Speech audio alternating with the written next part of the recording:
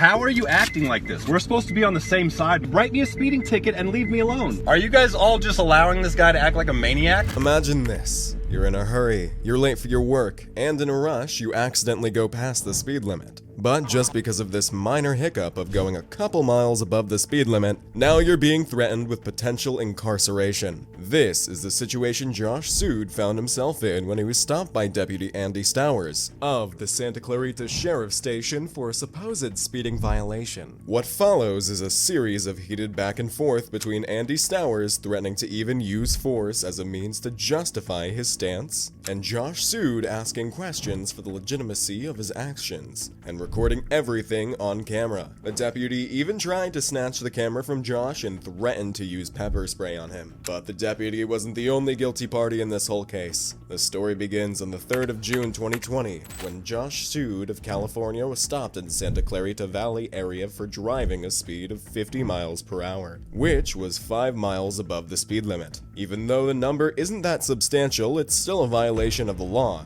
But what is more alarming about this whole incident are the actions of Deputy Officer Stowers. It appears that instead of being understanding and patient, Stowers was unnecessarily being hostile and authoritative, thereby escalating the conflict. After the encounter, Josh posted the entire video of the incident on the internet, amassing countless eyes debating over the incident. Some argued that whatever Deputy Andy Stowers did was well within the bounds of his power. On the other hand, Josh was being extremely uncooperative and violated multiple laws, including exceeding speed limit and disobeying a sheriff's order. Others argued that Josh was calm during the whole incident and was trying to de-escalate the situation, but was unjustly pushed by Deputy Andy Stowers to follow his orders using unnecessary force and threats. Let's first take a look at the video.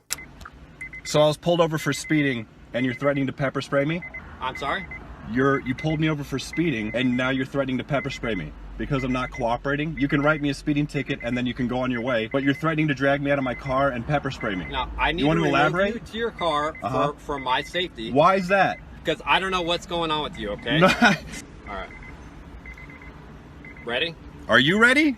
What's your name? Deputy Stowers. Stowers, perfect. Yeah. You're gonna be popular for this, man. Going allegedly 60 in the 55 and you're gonna pepper spray me. I was going 50, which isn't even illegal. Okay. And now you're pulling your pepper spray out. Put your phone down, bro. No. Get off me, man. You have...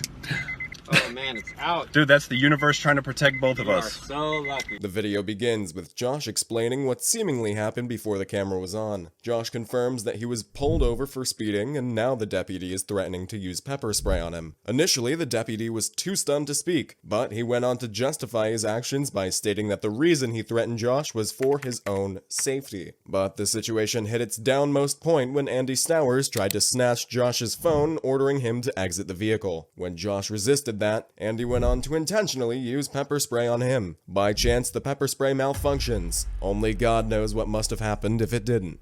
No, how are you acting like this? We're supposed to be on the same side, man. I don't know you, but I'm telling you, you are going to go to jail right now because you're not cooperating with law enforcement. As soon as my units come You're here, pulling me we're over taking you for out of the going car. over the speed limit by what, 5 miles per hour? Okay. And you have a taser out. That's fine. You're going to jail now. You turned this into a huge... No! How is this even grounds for a taser being out? Keep your hands on the steering wheel. Are you not going to keep your hands on Why the are steering you wheel? acting like this? Going 60 and a 50 and you have a taser out. You're not cooperating. You're not cooperating.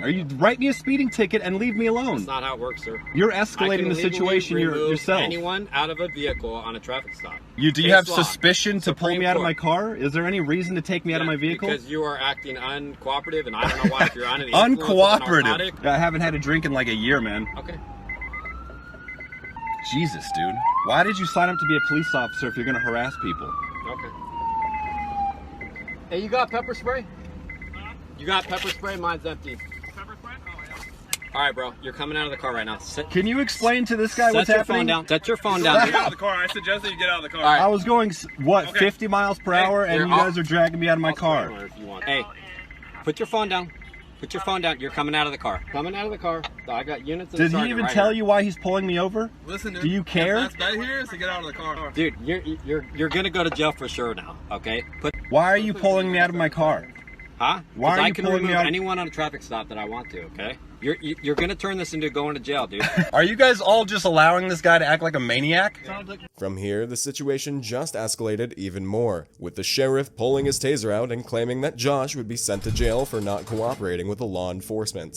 For another minute, they went back and forth, with Josh constantly asking the sheriff to leave him alone. That's when we hear sirens of another police car approaching the site in the background. As soon as the car arrived on his location, Deputy Stowers asked the new officer about the availability of pepper spray in an attempt to intimidate Josh. This, however, failed, and as a result, Stowers then began using extra force to pull Josh out of the car. The officer who just arrived at the scene also tried to convince him to come out. The video abruptly ends with Josh calling the deputy a maniac. In another video posted later on his Instagram, which unfortunately got taken down, Josh explained that he eventually complied with the sheriff's orders, and the policemen forced him to enter their patrol car while they searched his vehicle. Upon finding absolutely nothing, they let Josh go with a speeding ticket. Following a few weeks after the encounter, Josh received a call from a member of the Misconduct Investigative Branch of Los Angeles County Police Department, who confirmed that no arrest warrant was issued against Josh Sude, and the speeding ticket he received was never even entered into the system. In another video, Josh explains how he had filed a formal complaint against all the deputies involved in the incident and may take further legal actions. He even claims that he got another call from Santa Clarita Sheriff's Department watchman, who stated that he has received multiple complaints about Stowers and is willing to inquire more about his conduct. Josh refused to give any information without legal counsel. All this tussle could have been avoided only if Stowers was a bit more polite and professional, or if Josh was a bit more cooperative. While resorting to the use of force might be the only reasonable action in some situations, cops still have to follow the legal limitations regarding the application of force. The 1995 case of Tennessee versus Garner held that under law of Fourth Amendment, law enforcement cannot use deadly force on a suspect until there is a genuine threat of safety or physical injury on the officer or other people involved. Previously, officers were allowed to shoot a fleeing suspect on the grounds of preventing a possible culprit from escaping away. In another significant case of Graham versus Connor of 1989, the court held that the totality of circumstances must be considered and each occurrence of excessive use of force should be evaluated on an individual basis. A careful balance between individuals' Fourth Amendment rights against the government's interest must be made considering each aspect of the situation. The court also held that the reasonableness of a particular use of force must be judged from the perspective of a reasonable officer on the scene rather than with the 2020 vision of hindsight.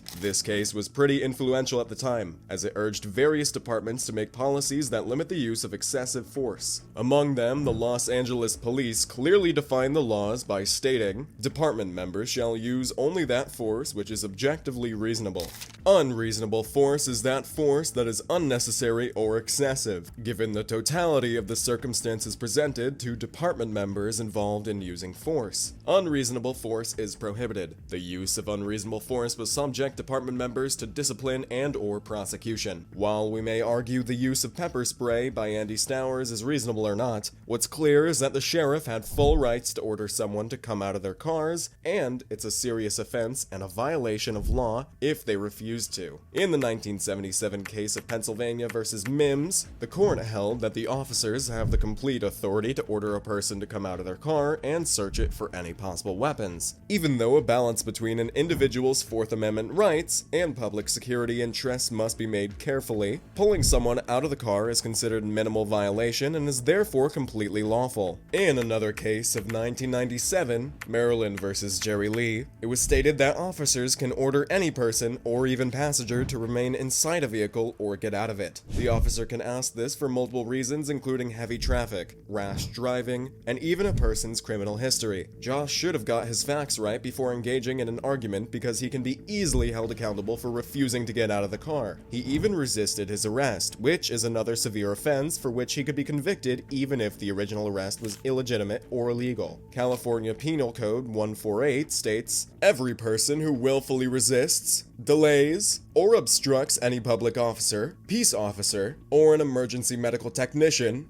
in the discharge or attempt to discharge any duty of his or her office or employment, when no other punishment is prescribed, shall be punished by a fine not exceeding $1,000, or by imprisonment in a county jail not to exceed 1 year, or by both that fine and imprisonment. All in all, this case could have been easily avoided only if there was a mutual understanding and compassion between the two people. Josh's reaction to the whole situation reveals just how scared people feel due to the men in blue, as in this case, it was also clear that the officer had a hard time controlling his emotions, which made Josh even more afraid. Pepper spray would have made the whole interaction even more difficult. A lot of people in general don't cooperate with the police because they feel like it would only lead to the situation worsening, and this distrust is a big issue, because it can prevent people from taking help when they need it most. Hopefully in the future, relations between police officers and the general public can improve, and people like Andy Stowers become less and less common. But until then, I'll be here making videos on them. That's all for this video, and I hope you have a good one. Talk to you later.